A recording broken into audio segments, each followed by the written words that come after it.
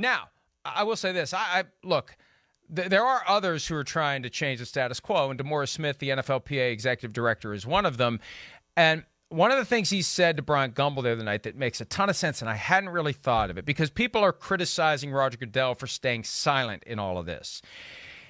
But at the end of the day, it's not his call. No, he's of course the pin not. cushion. Right. He's the guy who is protecting the man behind the curtain, or the men behind the curtain. The men, and there are now some women in ownership behind the curtain. Let's not pretend that there aren't some women and female oligarchs who are pulling the levers and pushing the buttons, who are trying to hide all of this too. And I hope that when they have their meetings, and there's a quarterly meeting coming up, I hope Kim Pagula and Sheila Ford Hamp and other females in ownership stand up and say, what was going on in Washington is unacceptable, and we got no business hiding this stuff. I'm hoping there's a little dissension in the ranks. Maybe the oligarchs start turning on each other and saying, we can't hide this. The only way we're going to improve is to embrace it and learn from it. But regardless, it's going to be their decision, not the commissioners. The commissioner is, and Tom Curran is the first person that I heard put the term this way. He's the $40 million. He's the highest priced pin cushion in the world. He's making $40 million a year at least. It's probably more like 50 now. We don't know anymore. We used to know because we used to get the public filings because the NFL used to be a tax-exempt operation, and people foolishly tried to turn that into, oh, they don't pay their taxes. No. And now we don't get access to what the commissioner and other high-level executives make, because I think it would be interesting to know that right now. But he's running interference. He's providing cover for the owners, who will make the decision as to what does and doesn't get out. Yeah. And they're not letting any of it out, because it's a threat. All of it's a threat. Exactly. To all of them in the way that they do their business. Yeah, exactly right. That's where I keep coming back to. Exactly right. And I'm glad you explained that, because I know that people want to hate Roger Goodell, and this is not his call.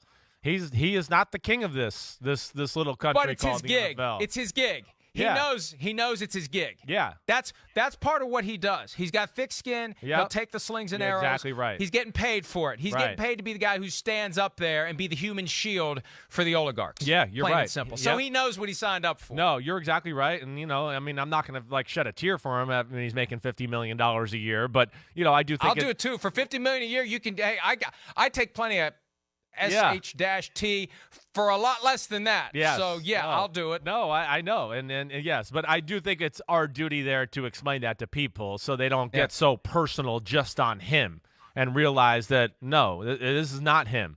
And I'm sure he's not the one that needs to be pressured. It's the folks behind the curtain who need to be pressured. Yeah, but we'll never hear from them. It's like you said already, too. They're going to stay behind that curtain. They like to not be blamed or anything. They want, hey, wait, we did great. Hey, I'm here. Give me credit. I'm the owner. Look what I did. Wait, it's not going so good. They did it. He did it. You bad draft pick? I said to draft him. Are you sure you don't have video recording of that, do you? Nope, that's your problem. That's what they are. That's the group. I mean, yes. I mean, that goes in line with every ultra-rich person I've ever met. I don't mean to disrespect some of them I know. I'm just saying that they're never wrong. They know everything. And, I mean, Roger Goodell, he's just going to take it on the chin here for the rest of the group. It's going to be interesting, because when this next ownership meeting happens, the traditional procedure is reporters hang around and different owners will hold court with reporters, and you'll see the tweets start showing up, all the different things John Mara had to say, all the different things Jerry Jones had to say, all the different things Robert Kraft had to say. And in the aftermath of the Ray Rice fiasco from 2014, it was very standoffish. They didn't want to have the same access given to the reporters because they were on the run. The reporters smelled the blood in the water, and I wonder if it's going to be the same way this time. If the reporters are not going to have the access, and we're still in a pandemic, so it makes it easier to say, sorry, can't talk. But I think that if I had to guess, because there may be some reporters out there who want to heed the call to arms, and they think, hey, we'll just hang around at the lobby of wherever they're doing the league meeting.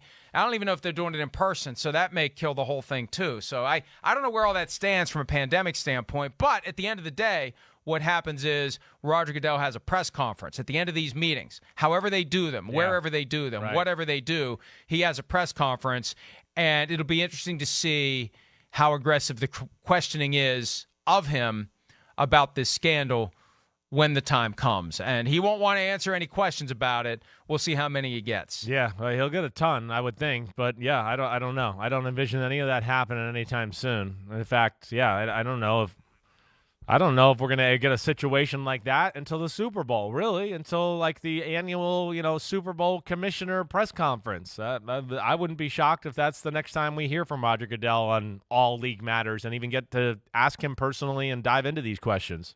Well, all we can do is hope that the right thing is done. And as I said yesterday on PFT PM, and I'll say again today, anyone out there that knows anything that they think would help push the matter along, full anonymity will be provided to you. I will protect you until my last breath. Florio at ProFootballTalk.com.